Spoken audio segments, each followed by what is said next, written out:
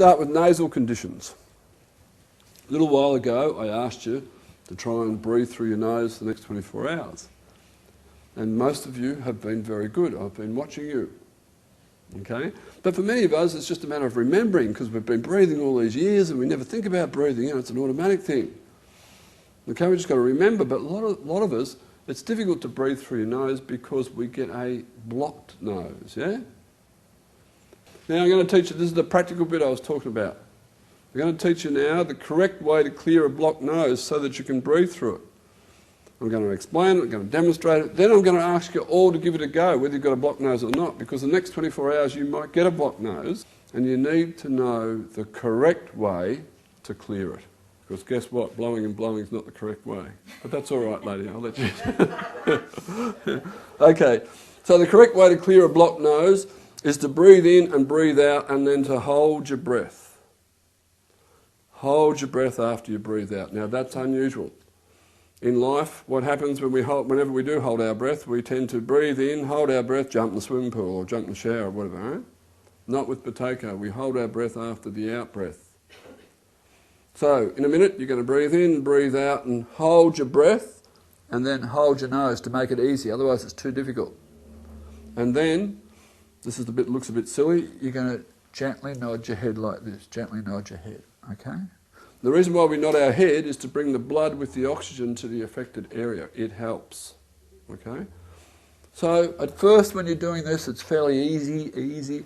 I want you to push on. This is the one exercise we want you to push on. Hold your breath for as long as you can, and then a couple of seconds, okay? The longer the better. The one exercise. So you push on. Now it starts to get a bit harder the longer you hold. You're pushing on. Now finally I absolutely have to breathe. Then this is critical. You must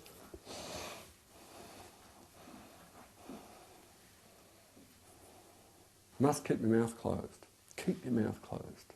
And keep it closed, okay? Recover through your nose. Now, there's no sense in doing this and going, "Oh, wasn't that funny?" Okay, because you'll undo all the good work you've just done, okay? So, let's give it a go. Sitting squarely in your chair, get a hand ready. Breathe in through your nose if you can. Breathe out. Hold your breath and hold your nose. And gently nod your head. Gently nod your head. Now at first it's easy. I want you to push on. Do it properly. Push on as far as you can. Push on. But remember, when you absolutely have to breathe, push on for as long as you can, then a couple of seconds, okay? Push on. But when you finally have to breathe, keep your mouth closed. Put your finger over your mouth, keep your mouth closed. Now I'm going to be a bit of a broken record here. You need to keep your mouth closed, okay? Keep your mouth closed, I should hear the breath. Okay. All right, just with a show of hands, who felt a bit of clearing when they did that, a bit of improvement? Very good. Okay. Can anybody tell me why people get blocked noses? Any idea? You get swelling of the membranes in your nose. Is that what you said? Yep, that can happen. Why does that happen though, I wonder? They don't blow their nose enough. Some people never have to blow their nose though. Why do some people have to blow their nose in the first place? That's what I'm saying. Yep, some people grow polyps, which blocks up some of their nostrils. That's true. And often when they have operations to get them cut out, they grow back again. Why do they grow, I wonder? Yeah, sinuses get infected, inflamed. Sinusitis is inflamed sinuses, infection in the sinuses. And that can be caused by a virus, or it can be caused by a reaction to maybe an allergen or chemical or something like that. The membranes swell up. Now, obviously when we get a cold, our body produces more mucus when we get a cold as part of the defence. But of course some people have a blocked nose chronically, don't they, all the time, some people. Well, let me give you a different reason why this happens. One you may not have heard before. Believe it or not, the reason why people get blocked noses is because they've come to breathe too much.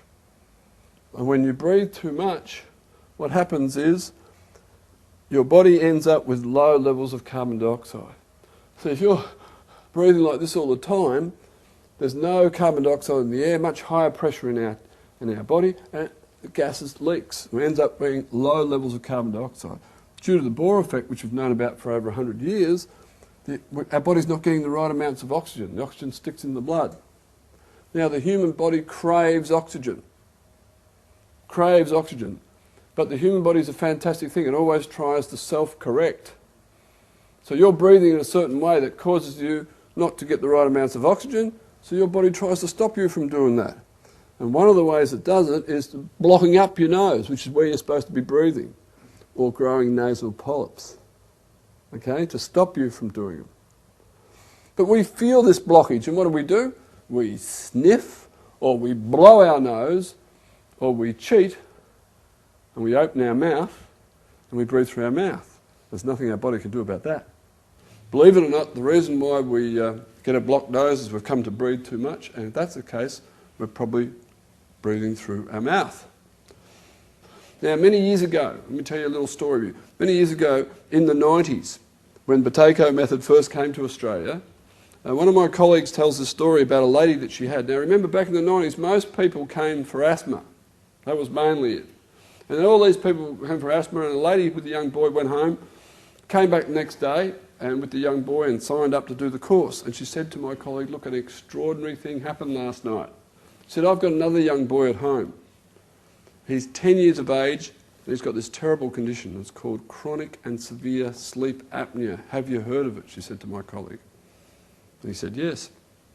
This poor kid has got this shocking, intense blocked nose, and they've done everything to try and clear it. The poor kid can hardly function.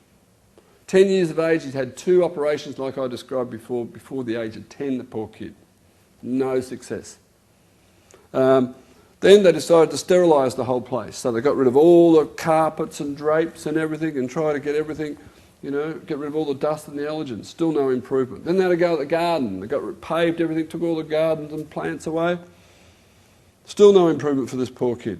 And then someone came up with the bright idea, of course, that they should shift to a different climate to help this poor kid. So they did.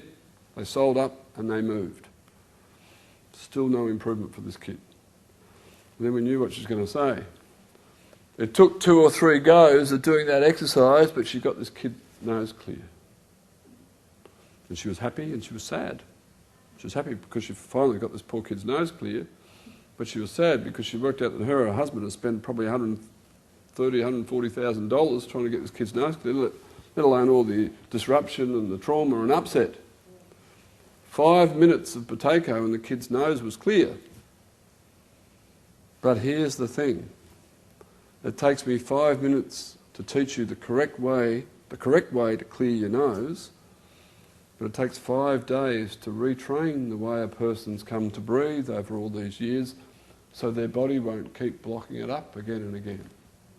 And it takes 5 or 10 minutes to explain to you about asthma and hay fever, but it takes 5 days to retrain the way a person breathes so their body won't keep giving them those conditions. And it takes, 10 minutes to tell you about snoring and sleep apnea, but it takes 5 days, just 5 days, to totally turn around your snoring and sleep apnea, so you'll never need to use one of these machines for the rest of your life. So, if you happen to be driving around the eastern suburbs of Melbourne over the next couple of weeks, maybe Rowville, Knoxville, Ferntree Gully, even down as far as Frankston, and you're driving along in your car and you happen to notice out of your corner of your eye some bloke on the side's going like this. He's come along to one of these seminars but haven't been able to fix the problem permanently, okay?